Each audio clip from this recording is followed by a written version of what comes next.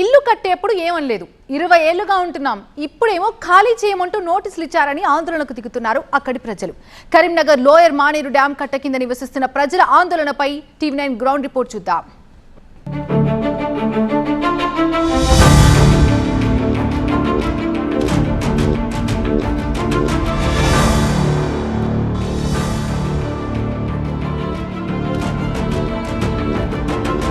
ప్రస్తుతం నేను lower Maneru dam వద్ద ఉన్నాను. ఈ కట్ట నుంచే 200 మీటర్ల వరకు ఉన్న ఇళ్లకు నోటీసులు జారీ చేశారు ఎస్ఆర్ఎస్పీ అధికారులు. 2021 చట్టం ఆధారంగా వెంటనే ఖాళీ చేయాలంటూ కూడా ఎస్ఆర్ఎస్పీ అధికారులు నోటీసులు జారీ చేశారు. గతంలో కొంతమంది నిర్వాసితులకే ప్రభుత్వము భూమి ఇచ్చింది, వారు ఇళ్లను నిర్మించుకున్నారు. కానీ ప్రభుత్వం ఇచ్చిన భూమిని మళ్ళీ ఎలా తిరిగి ఇవ్వాలంటూ కూడా నిర్వాసితులు ఆందోళన చెందుతున్నారు. అదేవిధంగా కొంతమంది ఇక్కడ ప్రైవేట్ సంబంధించిన స్థలాలు ఉన్నాయి, అక్కడ భారీ సైజులో ఉన్న అపార్ట్మెంట్ కూడా నిర్మించుకున్నారు. మనకు విజువల్స్ కూడా కనబడుతున్నాయి. అంటే డ్యామ్కు కేవలం 30 మీటర్ల దూరంలో మాత్రమే అపార్ట్మెంట్ ఉంటుంది. ఎస్ఆర్ఎస్పీ అధికారులు నోటీసులు జారీ చేశారో దీంతో స్థానికులు కొంత ఆందోళన చెందుతున్నారు. అసలు ఎలాంటి నోటీసులు జారీ చేశారు, ప్రజలు ఏమనుకుంటున్నారో ఒకసారి నేను వివరించే ప్రయత్నం చేస్తాను. కరీంనగర్ లోయర్ మానేరు డ్యాం కట్ట కింద 200 మీటర్ల దూరం పరిధిలో ఉన్న ఇళ్లు, ఇతర కట్టడాల యజమానులకు నోటీసులు ఇచ్చారు ఎస్ఆర్ఎస్పీ అధికారులు. 2021 నేషనల్ డ్యామ్ సెక్యూరిటీ యాక్ట్ ప్రకారం వీరు నిబంధనలు ఉల్లంఘించారని అధికారులు అంటున్నారు. డ్యాం భద్రత దృష్ట్యా ఈ నిర్ణయం తీసుకున్నామంటున్నారు. అయితే అధికారుల వైఖరి నిరసిస్తూ బాధితులు రోడ్డెక్కారు.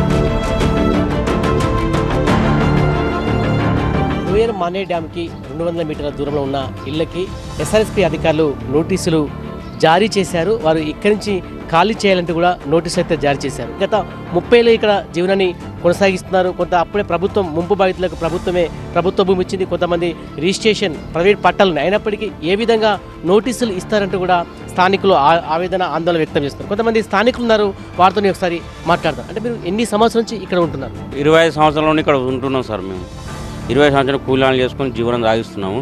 కూలీనాలు చేసుకొని ఇక్కడ ఇల్లు నిర్మించుకున్నాము. ఇప్పుడు సడన్గా వచ్చేసి డ్యామ్ సేఫ్టీ కింద మీ ఇళ్ళని తొలగించబడతాయని మాకు వచ్చి నోటీసులు ఇవ్వడం జరిగింది. 20 సంవత్సరాల కానీ మేము కూలీనాలు చేసుకుని డబ్బులు కట్టుకున్న ఇల్లు కూల్చడం అంటే చాలా బాధాకరంగా ఉన్నది సార్. 20 ఏళ్ళు నిరీక్షణ చేస్తే ఇక్కడ ఇచ్చిండ్రు. మేము అప్పుడు డ్యామ్ కట్టకే ఇయ్యండి, మాకు డ్యామ్ కట్టకే కావాలని మేము అడగలేదు. మాకు ఎక్కడ ఇచ్చినా మేము పోదు.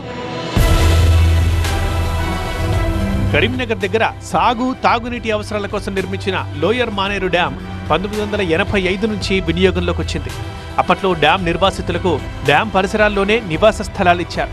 ఈ ప్రాంతంలో మరికొన్ని ప్రైవేటు భూములున్నాయి. నగర శివారులో డ్యాం ఉండడంతో ఇళ్లతో పాటు కమర్షియల్ కాంప్లెక్స్ల నిర్మాణాలు వేగంగా సాగుతున్నాయి.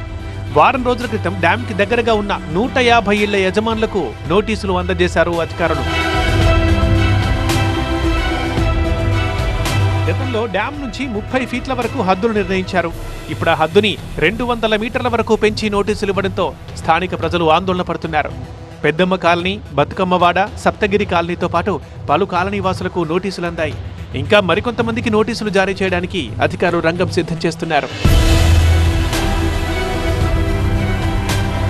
30 ఏళ్లుగా ఇక్కడుంటున్నామని చెబుతున్నారు బాధితులు. ఊర్లు ఆస్తులు అమ్ముకుని ఇక్కడ భూములు కొనుగోలు చేశామని చెబుతున్నారు. ప్రైవేటు మార్కెట్ రేటుకు అనుగుణంగా ధర ఇవ్వాలని, ఇల్లు నిర్మించివ్వాలని బాధితులు కోరుతున్నారు. ఊర్లల్లో భూమిలో జాగలో ఉన్న పేయి మీద బంగారం ఉన్న అదంతా అమ్ముకొని చిన్నగా ఒక గూడు కట్టుకున్నాం సార్ మేము. అయితే 2000 సంవత్సరంలో కట్టుకున్నాము. అప్పటి నుంచి ఇప్పటి వరకు అయితే మాకు ఎలాంటిది కూడా రాలేదు. మరి డ్యామ్ నిన్న మొన్న పోయలే కదా సార్. అది ఇప్పుడు గన్నేళ్ళ సంది లేనిది ఇప్పుడు డ్యామ్ కోసం మా ఇండ్లు వీకెత్తా అంటే మేము ఎటుపోతాం? 35 సంవత్సరాలు మేము ఈడు ఉండబట్టి 35 సంవత్సరాల బట్టి మేము అప్పుడు కట్టుకున్నప్పుడు మాకు ఇవి ఉన్నాయి గవి ఉన్నాయి అని ఇవి చెప్పలేరు. నోటీసులు అందుకున్న బాధితుల్ని స్థానిక నేతలు పరామర్శించారు. రాష్ట్ర ప్రభుత్వ తీరుని తప్పుబడుతున్నారు విపక్షాల నేతలు.